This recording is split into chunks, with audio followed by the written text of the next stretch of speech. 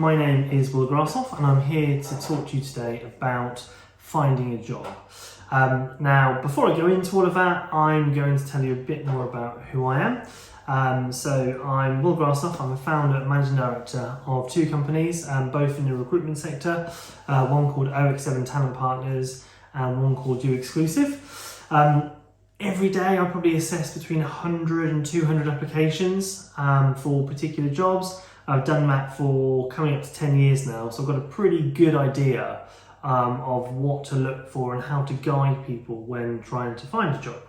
I've recruited into nearly every single sector, so my company's recruited into the life sciences sector, to marketing, into digital, finance, technical, and also events. So I've got a pretty broad spectrum of insight into what different sectors and different companies in those sectors look for when employing someone.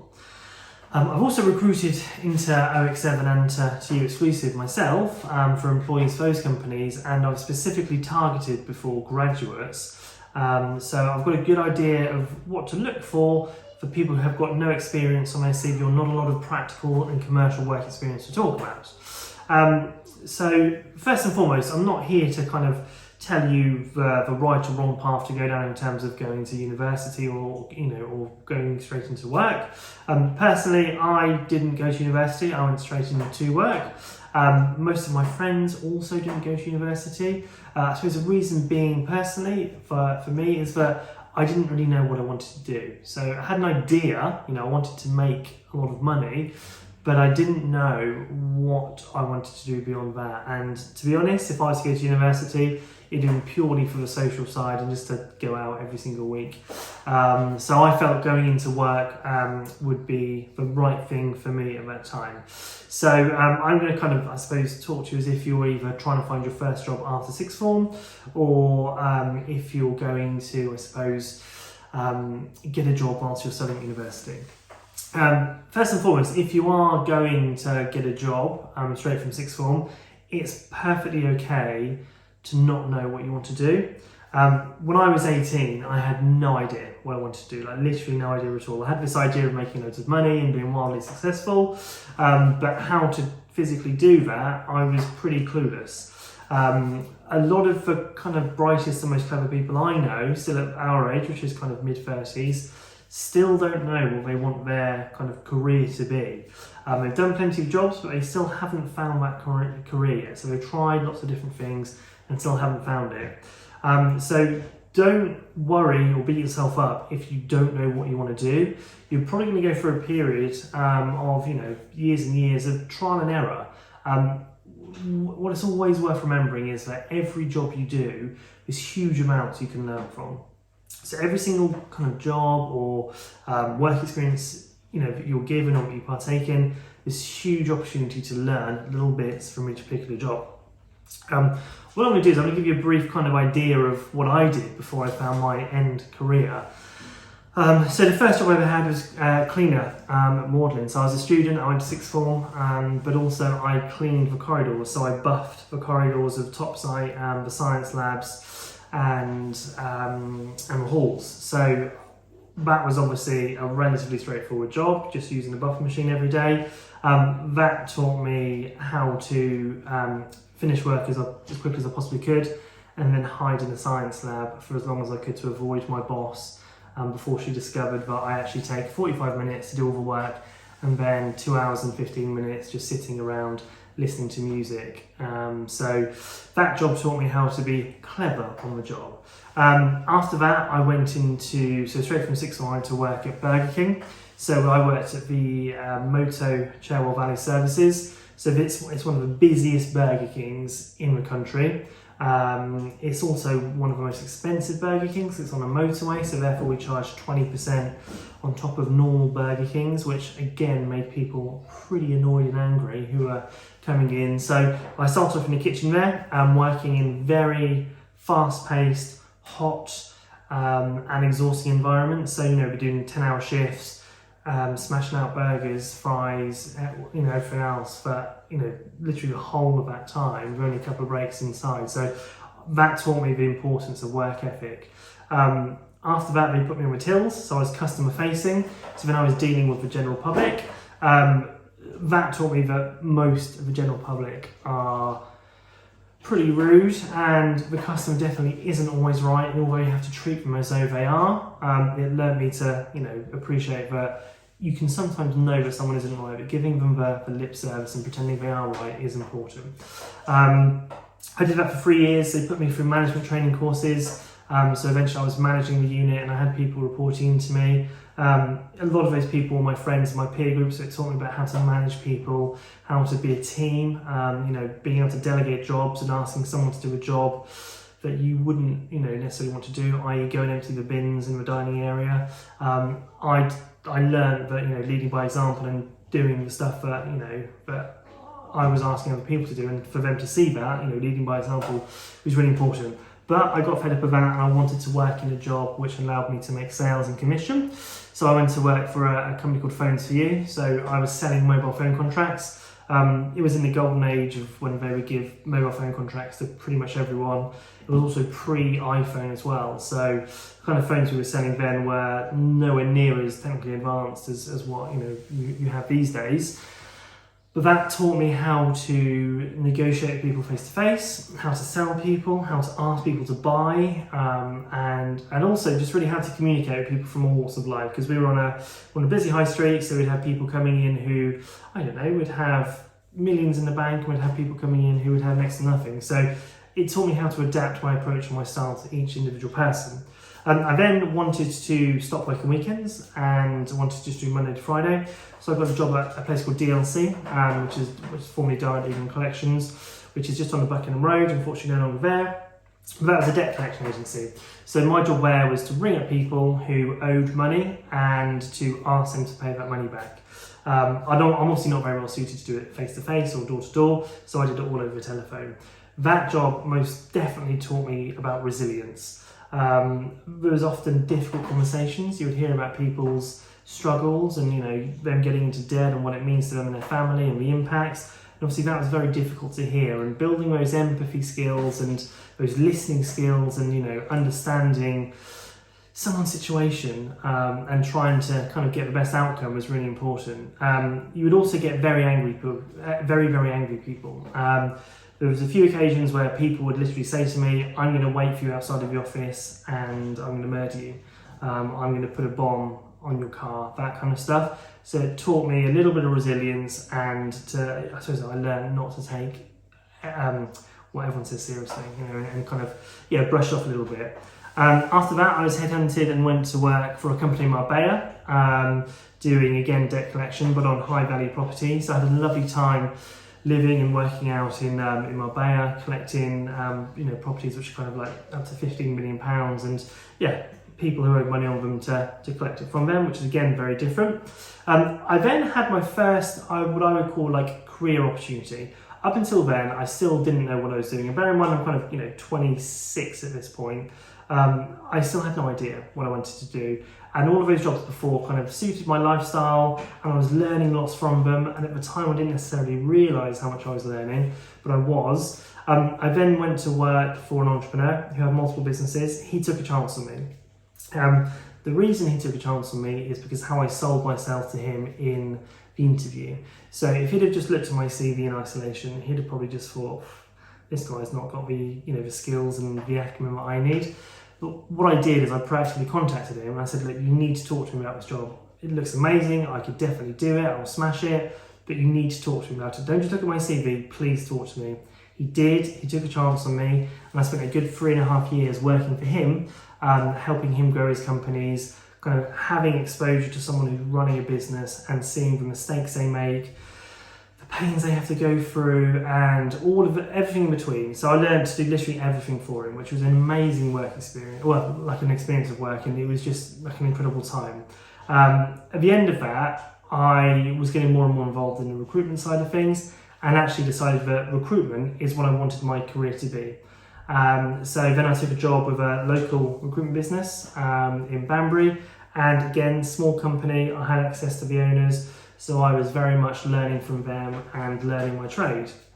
I spent a few years there, moved to another recruitment business, and then eventually decided at the age of 32 that I wanted to set up my own recruitment business and start my own company. I think everything I did up until that time, kind of without necessarily realising, taught me huge amounts from each particular job, taking the resilience, the communication, the leadership, the team building skills, all of those things which kind of rounded me as an individual, completely contributed to me getting to the time where I was like, right, now is the time for me to set up my own business, which is what I did, and I set up OX7.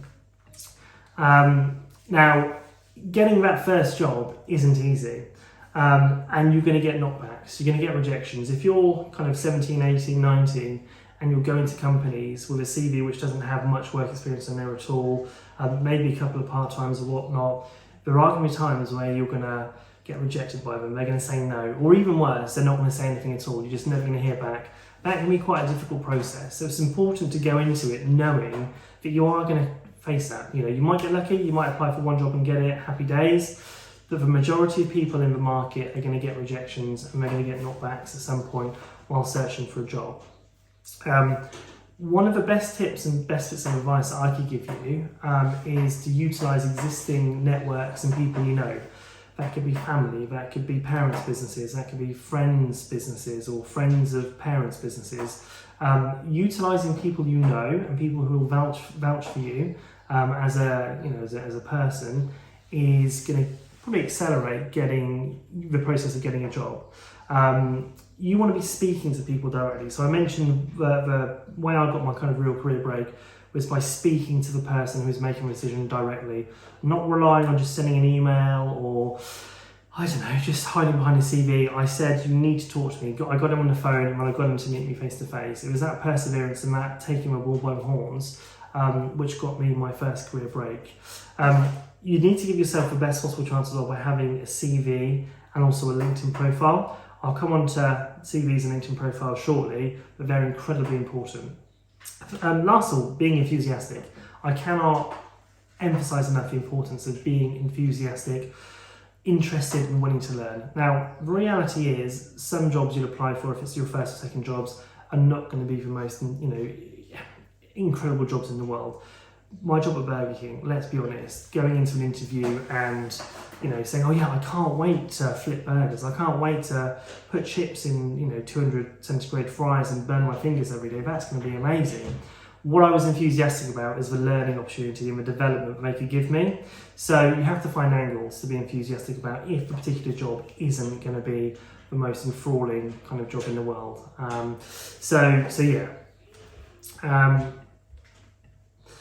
CV. So in order to apply for jobs, you're almost certainly going to need a CV. Now, CV stands for Curriculum Vitae, which means the story of my life in Latin. The first ever CV was actually written by Leonardo da Vinci in the 16th century, and in the 1950s it became a formal document in order to use when applying for jobs. It's dying out. A lot of companies now are not placing as much importance on a CV as they were before. And they're relying on other things like LinkedIn, but then also video introductions. So you find a lot of companies now, rather than asking for a CV, will ask you to record a 60-second video of you essentially pitching yourself to a business. So although CVs are very much commonplace still, over the next 3, 4, 5 years, we'll probably see less emphasis on your CV and more emphasis on things like LinkedIn profiles, which will be a huge social media platform, and also video introductions. So to give you an idea of a CV, this is what mine looks like. Pretty boring documents, right? They are text-based. A lot of people in creative sectors will kind of zhuzh theirs up a little bit and make it a little more creative and use colours and imagery. But the majority of CVs I look at are text-based bullet points of achievements, personal statements, interests, and that kind of stuff. So making your stand out is important, right? It's important that you kind of sell yourself and you talk about who you are and what you want to achieve. So there's some key things you need to put on your CV. First of all, contact details. You need to be contactable. It's unbelievable how many people send me their CV or apply for a job and don't have an email address or a telephone number. So I just get the CV with a name on it and nothing else. there's no way of contacting that person. I'd love to be able to talk to them, but they've not given me any means to do so. So remembering to put on their name, telephone number, email address, and LinkedIn URL is super important. Then including a personal statement and a bit of an introduction about you. Now that's a tell and sell piece, that is essentially. So you're telling someone about you and you're selling you as an individual to that organisation. They're quite difficult. It's quite difficult to write those because not many people are any good at writing how great they are or how good their skills are or the skills they possess, because there's a bit of shyness and coyness, but it's so important to really sell your attributes without being too cliche. Sell what you're good at, tell them why you'd be a good employee, tell them what you're going to bring to the business and why you should be employed. You also want to include your work experience. Now again, I appreciate for people of your age, your work experience isn't going to be as extensive as say mine is, who's 20 years older than everyone. But if you've got any form of formal work experience, whether that be working part-time at Waitrose or Tesco's or a cafe or a bar or whatever, getting that in there is so important because you're telling someone that you've been employed, that you've performed a job, you've held onto a job, and you can follow basic instructions. It sounds really simple and crass, but it's completely true. You also want to get on there your education, so what your predicted grades are, what you've studied. And when I read CVs, I always find it really interesting to read what people have studied or what choices they've made. So I try and find common ground. So when I was in sixth form, I studied economics, communication studies, sociology and psychology. So if I ever see on a CV that someone else has done that, I'll always ask them, what do you think about this? Or, what are your thoughts on that? And it builds common ground. And what you find is when people are assessing your CVs, they try and find common ground and things in common they have with you to pick up on and talk about. Then also finding your interests, so what you're interested in. Hobbies, that being playing football, watching football, or it could be music or amateur dramatics or food or whatever really. Again, it's there to build common ground, build rapport, get people understanding a bit more about you as an individual rather than just a relatively boring kind of work and academic stuff. So personal statement is usually what people lead a CV with. Personal statement probably needs to be about 2 paragraphs, and it's a tell and sell piece, right? So it's telling people about you and it's selling you as a potential employee. It sets the tone for the rest of the CV. So if you start off with a really strong personal statement, it can really anchor the rest of the CV. So I would probably attribute most of your time to a really strong personal statement when making your CV. It's really important as well you avoid using really cliche terms like trustworthy, polite and friendly. You kind of want to assume that everybody is trustworthy, everybody's polite and everyone's friendly. You may as well put on there, I'm not a serial killer or I'm not a massive fraud. You want to try and avoid cliches as much as you possibly can because a lot of people use them and it does get very tiresome and boring reading the same stuff over and over again. Finally, tell people what makes you unique. What is it about you that is different to everybody else, what make you stand out as someone they should employ, without boring the readers to death, because again, people don't want to spend huge amounts of time reading CVs. They usually scan them, they read the personal statement and scan the rest of it. So you want to be concise and to the point. So a few key principles when creating a CV: don't lie, always tell the truth. The lies always come out in the wash. I've had plenty of people who've lied on CVs and it's then come out at a later date. It's embarrassing for everyone. Just don't do it. Tell the truth. There is genuinely no need to lie. Again, sell yourself. So talk about your unique qualities, your personality traits, and your skills and experience that make you stand out. You can't polish a turd, but you can certainly roll it in glitter.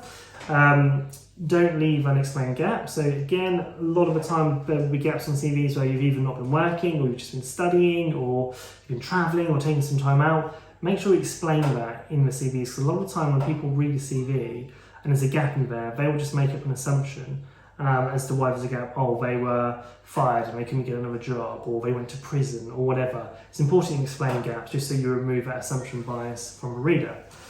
Be clear and concise. So CVs aren't essays. And it's important that you don't waffle or make it too exhaustive. It is tempting to do that. I had a CV the other day which was 72 pages long. He was a scientist and he basically talked about every single body of work and research he'd ever worked on. It was pointless. That kind of stuff can come at a later date when it's a supplementary and kind of, bit of information you asked for, but at that particular stage, it was just too much and, just unnecessary. And finally, check your spelling and grammar. It's unbelievable how many pedantic employers there are out there. So there's a lot of people who I know who are dyslexic or who struggle with spelling and grammar, and unfortunately there's a lot of very unforgiving employers and hiring managers out there who feel that everybody's spelling and grammar should be perfect. Well, it's not. My spelling and grammar certainly isn't perfect. I don't expect anyone who I employ to have that either. But I would, on a CV, take the time to make sure it's correct, run through it 2 or 3 times, get someone else to run through it, and just make sure that there's no glaringly obvious spelling and grammar errors, because unfortunately people do pick up on it, and when they're assessing kind of 100 plus CVs, spelling and grammar differences can make a huge impact on their decisions. So who sees your CV?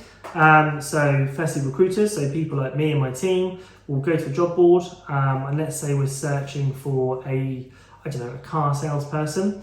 I will search for terms like car and sales. So it's super important you optimize your CV for the kind of jobs you're applying for. So let's say you are a car salesman and you're looking for a car sales job. It's really important to put the words car and sales in there. It's a bit like, search engine optimization. You want the key terms in there so that when we're searching for job boards, which use very similar technology to Google, your CV ranks higher because you've got a higher frequency of those words in the right places. So we will read a CV. Typically, we probably take between 10 and 40 seconds to read a CV. I will know pretty quickly if someone's going to be right or wrong for a particular job I'm recruiting for, and I can very quickly say, yeah, they're right or not, or they're right or they're wrong. But most of the time, they're processed pretty quickly, so that's why it's so important to get people's attention, get it well laid out, and leave a really good personal statement. Secondly, direct hiring managers. So this could be people who work directly for companies. So let's say you applied for Mercedes down the road. There'll be someone in that business who's employed by Mercedes who looks after recruitment, so maybe HR or internal talent. They will assess your CV and they will look at it very quickly in the same way that recruiters do to assess suitability. The difference with hiring managers is a lot of the time they will want to retain your CV for future roles as well. So it's important, again, for the same reasons as recruiters, that you get your CV right. We use LinkedIn extensively, and like I mentioned before, this is one of the most powerful tools, but people can use. So it's a social network, and it's essentially an online CV, but also a place to network, to meet people, to put posts out there. So I suppose it's probably what Facebook was 10 years ago, but for the people in business. Not just people in business, but anyone. So if you're not on LinkedIn, I would suggest getting on LinkedIn as soon as you can, building your network of people. I've got close to 15,000 followers, so every time I post a job out there, or what I'm looking for, so I see a huge amount of people see it, but also not just my first connection, so the 15,000, also connections of them see it as well. So it's a really, really good way to build a network and to find opportunities and jobs, because most businesses advertise on LinkedIn for free before any other platform. So your CV libraries, your total jobs, your reads, all the job boards charge people huge amounts of money, whereas LinkedIn, it's free. So that should be a first port of call when looking for a lot of jobs. I asked people on my LinkedIn network for some advice. I mentioned I was doing this talk, and I had upwards of 60 people come back with bits of advice. I've chosen a few which I think are really good advice and quite pertinent for the situation that you're all in. So firstly, Nick Holt, he said, be as open-minded as possible when going into employment with no prejudice to what it is you'll be doing. Like I mentioned before, when I went into Burger King, I had no prejudice over what I was doing. I went into it with an open mind, and it completely and utterly kind of changed my life, really, because of everything I got out of it. Every single job in the world will give you the opportunity to learn. His first proper job, other than the milk and paper rounds, was as a track marshal at his local go-karting place while at college. He still thinks it's the best job he's ever had, which just goes to show that, take everything you possibly can out of each job. Next, we've got Dan Beecher. So his tip is to utilise any contacts you already have, especially if you don't know what you want to do yet. His first job came from a mate telling him he had an interview somewhere, so Dan rang the company and asked for an interview too, which they gave him. He knew a lot of people who got their first job working for one of their parents' friends' companies, so it's always worth exploring those avenues. And like I said before, utilising networks you've already got is a great way to accelerate it really quick. And Karen said her top tip is just to be yourselves. And this is a great piece of advice. You might be wearing clothes that you don't feel you belong in, but that doesn't mean you should try and be someone else. I remember on a couple of my first interviews, I wore my dad's suit, and I must have looked like an absolute moron because it was too big for me. I was wearing a tie, and I just felt like a complete and utter dick, really. But I felt this is what the employer, wanted to see. But realistically, they just wanted to see who I was as a human being. I put on this facade of being, professional, like I knew what I was doing. I should have just been honest and said, look, I have no idea what I'm doing, but I'm ready to learn. I'm enthusiastic. I've got a great attitude. So hiring managers are aware of that. So they know that if they're looking at someone of your kind of experience levels, they're just looking for you to be yourself. So it's super important to kind of heed what Karen said, and just to be yourselves, be honest, and be enthusiastic. So finally, a few top tips from me. Avoid cliches, whether that be on your CV or LinkedIn. Keep it consistent, so the same font, same size, same formatting. Include your personal details. Remember, you need to be contactable. Tailor the CV for the opportunity you're applying for, which obviously CV optimization, which is what I mentioned before. People do look for reasons not to progress you based on CVs. So, that's why stuff like getting spelling and grammar right is so important. And then finding some FAQs. How long should a CV be? Ideally between 1 and 3 pages. Someone of your kind of age isn't going to be able to fill 72 pages worth of stuff, so you're probably looking at closer to kind of a single page or a couple of pages about personal statements, work experience and education, as well as hobbies. Should I put a selfie on the front page? Not really, not unless the job you're applying for requires it. It's really common in other European countries for them to put pictures of themselves on there, but I wouldn't necessarily recommend doing it. It can encourage unconscious bias, so we never recommend putting self on the front page unless it specifically asks for it. What if I have no previous work experience, which I suppose is going to be quite common? Try and draw on interests, education and other unique selling points that you have to really sell yourself. So you may not have worked before, but you may have an exceptional educational record, or you may have done some volunteering, all of that kind of stuff.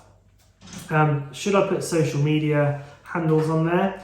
No, I wouldn't, but I would be prepared for potential employers and recruiters to search for you on social media and view everything that's publicly available.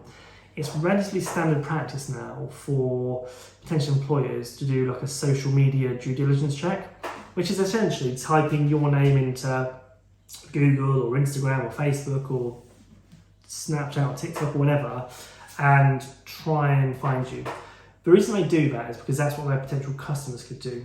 We have had instances where we've had offers rescinded because someone has posted something publicly on Facebook which is offensive or trolling. Now that isn't too common, it doesn't happen a lot, but it's something to be aware of, and it is becoming the norm. So making sure you're aware of what you're putting out there on social media and the effects it could have on potential employment is really important.